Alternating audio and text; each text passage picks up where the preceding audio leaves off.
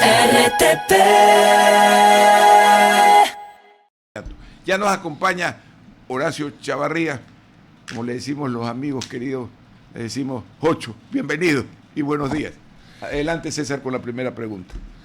Bienvenido, estimado Horacio, el gerente de Hoy Comunicaciones, experto en comunicación estratégica, y lo que nos trae a esta cita de hoy es, para empezar, el análisis de su columna: Bukele, Milei y Carlo Acutis, poder, influencia y contrapoder en la era digital. Pero vaya grupito, o sea, ni siquiera se me ocurre, estimado Horacio, un chiste de Milei, Bukele y San Carlo Acutis entra con bar, ¿no? Pero recordemos todos cómo Carlo Acutis es canonizado en parte porque, siendo un joven ordinario, él se involucró mucho en el internet, haciendo una página donde mostraba los milagros eucarísticos en el mundo, y de esa forma trajo hacia la devoción eucarística a mucha gente y provocó conversiones, ¿no? Y Bukele y Milei, en cambio, su ascenso político en parte fue por un dominio bastante astuto de las redes. Cuéntenos más de esa comparación que hace. Bueno, antes que nada, gracias por la invitación. Buenos días a ustedes, particularmente a nuestro querido don Ramón. Eh, sí, la verdad es que cuando apareció la noticia de la canonización de San Carlo Acutis, eh, creo que nos puso a reflexionar a muchos sobre ese otro poder que realmente tiene el Internet y las redes sociales.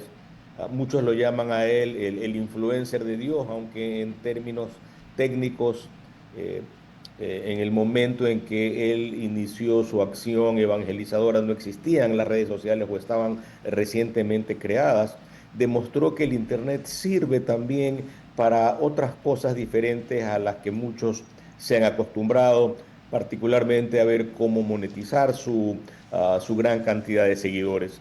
Y de pronto, frente a todo lo que está ocurriendo en el mundo, como que me apareció prudente tratar de hacer este parangón entre el poder que se ejerce hoy de manera muy diferente probablemente a lo que se ejercía hace un par de décadas, eh, el, el poder que han logrado los influencers también, y cómo algunos mandatarios se han convertido en influencers y han encontrado esta fórmula, no me gustaría decir mágica, pero sí muy poderosa para gobernar, en la cual mezclan el poder que ejercen a través de la coerción, las instituciones, las leyes bajo su mando, y la influencia que pueden ejercer en redes sociales. Y ahí es donde aparecen perfectamente figuras como Bukele o Milei, que a pesar de la dureza de sus decisiones, de su ruda manera de comunicarse, y particularmente de tratar a quienes se oponen a su manera de pensar o gobernar, muestran esta cara, entre comillas, amable, simpática, digerible en las redes sociales, y les hace ganar esa influencia de la cual hablábamos al inicio. Y lo que aparece como contrapeso hoy es el contrapoder que ejerce la prensa, guste o no guste a muchos. Es una realidad innegable. Muchos la llamaron durante décadas el cuarto poder. Yo no sé en qué rango esté hoy, pero de que sin el contrapoder que debe ejercer la prensa libre e independiente, quienes hoy sostienen el poder y han aprendido a influenciar opiniones a través de las redes sociales, quedarían sin ningún tipo de control. Realmente esa reflexión fue la que me llevó a escribir ese artículo, César. Horacio, justamente partiendo del mismo artículo, quisiera preguntarte si consideras, por ejemplo, en el caso de Milei y Bukele, podríamos hablar de posiblemente una intención de politizar la estética de lo disruptivo, por decirlo de alguna forma, si se busca aquello, y si los tres, por ejemplo, comprendieron que la legitimidad hoy no se juega solamente en el espacio de la institucionalidad, o si las redes sociales deben ser entendidas como espacios institucionales performativos, más que el mero espacio en donde se genera información de influencia. ahí creo que la palabra clave la has utilizado, Pamela, y es legitimidad. ¿Qué es legítimo? ¿No? ¿Es legítimo el poder ganado en las urnas o es legítima la influencia que yo ejerzo a través de millones de seguidores que me siguen simplemente por razones que no son necesariamente alineadas a una ideología política, sino a un estilo, a una manera de ser, de comportarse, de hablar, de comer, de bailar, de divertirme, de, como tú bien lo dices, aparecer como disruptivos, ¿no es verdad? Tenemos a un presidente Bukele que se pone la gorrita al revés, a un señor Milei que se despeina e insulta públicamente a quien se opone a él. De pronto nos están demostrando que esa legitimidad hoy, ganada en las urnas y ratificada con los likes y los seguidores, demuestran que hay poderes que están actuando de una manera casi sin control y capaz en sociedades que llegaron a los extremos, como en el caso de la violencia en Salvador o de la crisis económica perenne en la que ha vivido Argentina, generaron también pues, un caldo de cultivo para que esto ocurra. Antes simplemente hubiesen sido llamados, entre comillas, dictadores Ujú. o autócratas, pero hoy se los conoce también como influencers políticos. Estimado Horacio, esta es una pregunta que hemos planteado y que nos hemos hecho nosotros mismos por algunos años en este programa, y no somos los únicos. ¿Por qué le va tan mal a los imitadores de Bukele y de Milei en la región? Ojo, con un matiz o una puntualización, que el presidente Noboa ha dicho públicamente varias veces que él respeta a Bukele pero no quiere serlo, que con ciertas actitudes, gestos e incluso mudas que ha escogido para salir vestido a la calle, evoca a Bukele. Pero fuera de ese caso, a medias, porque el resto no ha ido tan bien. César, lo que tú dices es notorio y la clave en redes sociales es la autenticidad. Nadie puede demostrar ser lo que no es. Y creo que hoy eso se detecta muy rápido. Eh, no nos olvidemos que hoy más del 50% de la población, al menos en el país, pertenece a las generaciones millennial y Z, que son generaciones que se han acostumbrado a ver todo en tiempo real y con muy poco maquillaje y las situaciones maquilladas las descubre, las entiende y las rechaza. Entonces, cuando un político, no importa de qué tendencia o cómo se llame o en qué país gobierne, comienza a actuar de la manera como no es realmente, eso se detecta y se rechaza.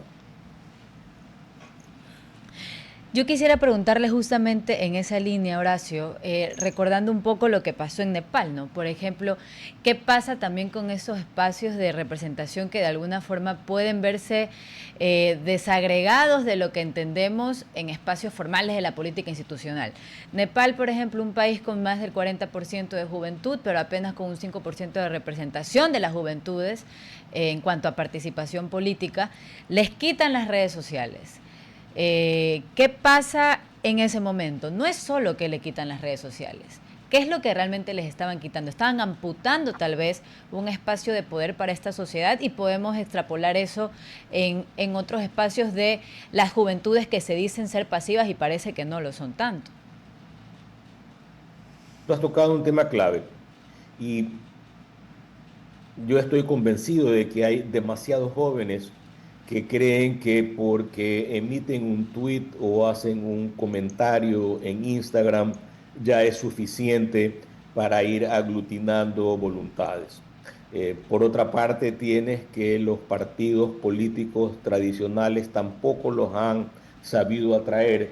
Entonces tienes toda esta generación opinóloga que sin ningún empacho dice lo que piensa o lo que cree o muestra lo que cree que debe ser mostrado en sus redes, asume que esa es su participación política y por otra parte, esa crítica severa y terrible que hace a los poderes constituidos no les hace bien. Ya sabemos nosotros que para poder influenciar realmente lo que ocurre en una sociedad hay que participar del poder formal.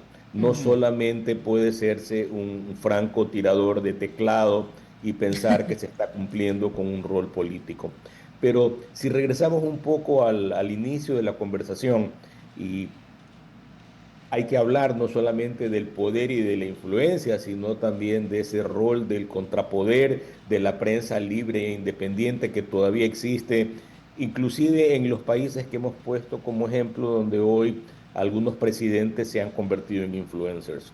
Y ahí hay que también demostrar esa sagacidad que han demostrado algunos para saturar las agendas mediáticas y no permitir que la prensa pueda ejercer ese contrapoder, no visto simplemente como oposición al poder, porque ese no es el caso, sino como aquel ente que ayuda a equilibrar lo que ocurre en una sociedad. Y podemos ver el caso clarísimo del presidente Trump, cómo genera a veces 3, 4 temas por día en una agenda que nadie sabe hacia dónde va, y la prensa no avanza a evacuar ni siquiera uno de los temas propuestos por el presidente un día, cuando a la mañana siguiente encuentra otros 3 o 4 más igual de llamativos.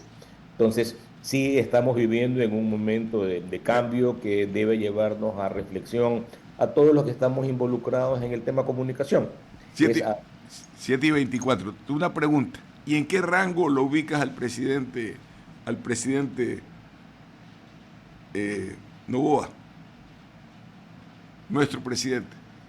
Nuestro presidente ha demostrado ser un político muy hábil, ha ganado 3 elecciones.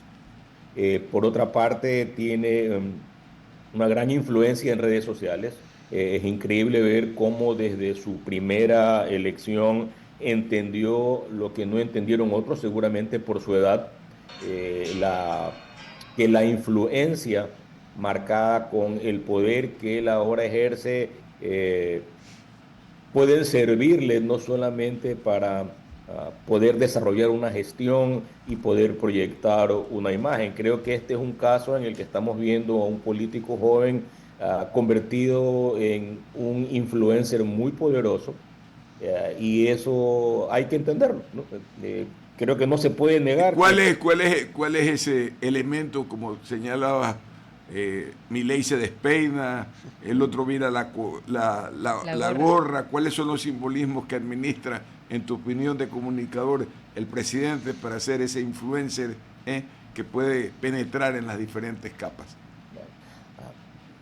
Vivimos en un mundo dominado de imágenes y es fácil hacer un análisis de las imágenes oficiales que publique el presidente en sus redes, ¿verdad?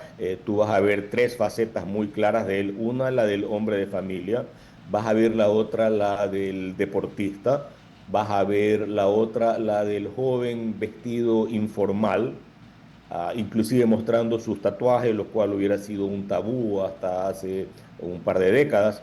Y luego tienes otra, la del presidente formal, que habla poco, ¿no? Yo creo que si tú juntas esas 4 aristas de él, puedes tener una visión más o menos clara de cuál es la imagen que él proyecta, o que intenta proyectar y que sabe utilizar de acuerdo a la ocasión. Lo estamos viendo ahora frente al Pero es el momento. chico formalito. Está bien peinadito, corre ordenado. ¿Cuánto pesa el imaginario de la mujer de él en el juego? Mira, no tengo cifras para mostrarte, pero definitivamente simplemente al ver las cifras de seguidores que tiene la esposa del presidente, es notorio ver que ella ejerce una influencia sobre muchas personas, sobre cómo debe ser el rol de una primera dama, de una esposa, de una madre de familia, de una mujer emprendedora, de una mujer luchadora. Ella definitivamente suma a la imagen del presidente, eso es innegable. Ahora, cuando ves la estructura, y los invito a que chequeen, el presidente Correa tiene más de 4 millones de seguidores, y en cambio sus derivados o sus derivadas, Arauz y la candidata o ex candidata a la presidencia de la República, no pasan de los 200.000, por lo menos en la cuenta de Twitter, no sé en las otras cómo se compartan. ¿Qué pasa cuando alrededor de esas figuras no hay suficiente capital mediático o de lights como para lanzar unas figuras, dependen solo del de arriba. ¿Cómo ves eso? Y lo mismo pasa entre las figuras que proyecta el presidente Noboa. Ves a sus candidatos, a sus asambleístas, y no pasan muchos de ellos los 6.000, los 7.000.